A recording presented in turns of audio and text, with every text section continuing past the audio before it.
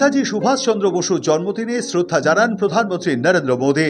টুইটারে তিনি লেখেন, পরাক্রম দিবস হিসেবে পালিত নেতাজি সুভাষচন্দ্র বসুর জন্মবার্ষিকীতে তাঁর অদম্য সাহস, দৃঢ় সংকল্প এবং জাতির প্রতি অতুলনীয় অবদানকে স্মরণ করছেন তিনি ছিলেন নির্ভীক নেতৃত্ব ও অটল দেশপ্রেমের মূর্ত প্রতীক। তার আদর্শ আজও প্রজন্মের পর প্রজন্মকে শক্তিশালী ভারত গড়তে অনুপ্রাণিত করে।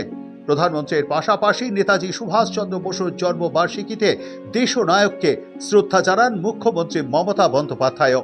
সেখানেই নেতাজির অন্তর্ধান রহস্য নিয়ে ফের প্রশ্ন তুলে দেন মুখ্যমন্ত্রী মমতা বন্দ্যোপাধ্যায়।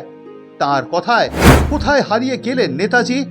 কোন অন্ধকারে কিভাবে যে হারিয়ে গেলেন এখনো জানা নেই। সকালেই নিজের টুইটে মমতা বন্দ্যোপাধ্যায় নেতাজির প্রতি শ্রদ্ধা জানিয়ে লিখেছেন, বাংলা তথা গোটা দেশ তথা সারা বিশ্বের কাছে নেতাজি মানে একটা আবেগ। মানুষ তাকে কখনো ভোলেনি, ভুলবেও না। এই টুইটের মধ্য দিয়েই দেশে ভেদাভেদের রাজনীতির বিরুদ্ধে আক্রমণ সারিয়ে মুখ্যমন্ত্রী লেখেন, নেতাজির আজাদ হিন্দ ফৌজ ছিল ধর্মনিরপেক্ষতা এবং সৌভ্রাতৃত্বের প্রতীক, যেখানে কাঁধে কাঁধ মিলিয়ে দেশের জন্য সংগ্রাম করেছিলেন হিন্দু, মুসলমান, শিখ, খ্রিস্টান, ধনী, দরিদ্র, পুরুষ, মহিলা, সমস্ত জাতি, ধর্ম, বর্ণ, সম্প্রদায়ের মানুষ।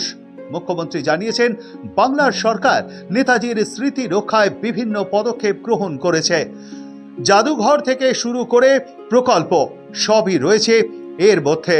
তিনি লেখেন, রাজ্য সরকার তার স্মৃতির প্রতি শ্রদ্ধা জানিয়ে একাধিক পদক্ষেপ করেছে। আলিপুর মিউজিয়ামে নেতাজি জেলের যে কুঠুরিতে থাকতেন সেটাকে রেস্টোর করে জনসাধারণের দেখার জন্য খুলে দেওয়া, নেতাজি সুভাষচন্দ্র বসুর ওপর প্রদর্শনী করা, তাঁর লেখা তরুণের স্বপ্ন বইটি বিভিন্ন ভাষায় অনুবাদ করা সহ অনেক কিছুই করা হয়েছে ও হচ্ছে।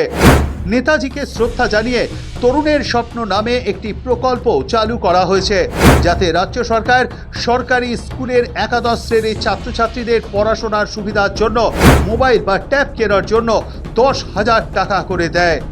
যদিও এখানেই না থেমে তিনি নেতাজির অন্তর্ধান রহস্য নিয়েও প্রশ্ন তুলে দিয়েছেন।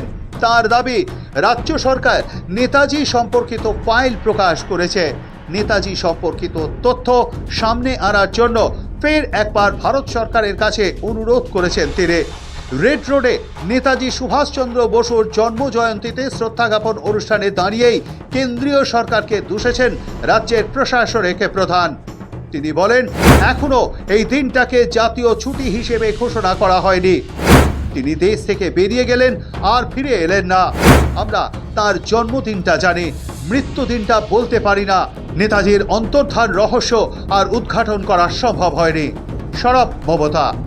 নেতাজি সুভাষচন্দ্র বোস প্ল্যানিং কমিশন তৈরি করেছিলেন, আজকে সেটা তুলে দেওয়া হয়েছে জেনে বুঝে। কি একটা করেছে নীতি আয়োগ, খায় না মাথায় দেয়। ইন্ডিয়ান ন্যাশনাল আর্মি কার কৃতিত্ব? এটা তৈরি করেছিলেন নেতাজি সুভাষচন্দ্র বোস। আমাদের দুর্ভাগ্য, আজও নেতাজি সুভাষচন্দ্র বোসের জন্মদিন জাতীয় ছুটির দিবস হিসেবে ঘোষণা হয়নি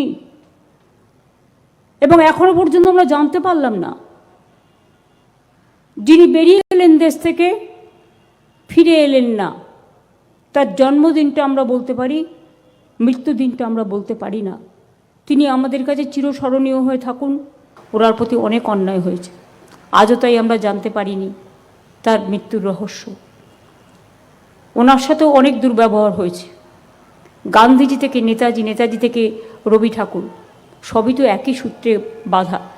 যদিও নেতাজির জন্মদিনেও মুখ্যমন্ত্রীকে ফাইল প্রসঙ্গে স্বভাবসিদ্ধ ভঙ্গিতে আক্রমণ করতে ছাড়েননি বিরোধী দলনেতা শুভেন্দু অধিকারী। ওনার ফাইলগুলো তো অপ্রকাশিত ফাইল, তো আমাদের দেশের প্রধানমন্ত্রী নরেন্দ্র মোদী আশা করে প্রকাশ করেছে। এসব কথা বলে তো লাভ নেই। নেতাজি প্রসঙ্গে কেন্দ্র রাজ্য তরজা হামেশা লেগেই থাকে। তবে রাজনৈতিক চর্চার মাঝেও তাৎপর্যপূর্ণ বিষয় হল নেতাজির অন্তর্ধান রহস্য নিয়ে বিতর্ক নতুন নয়।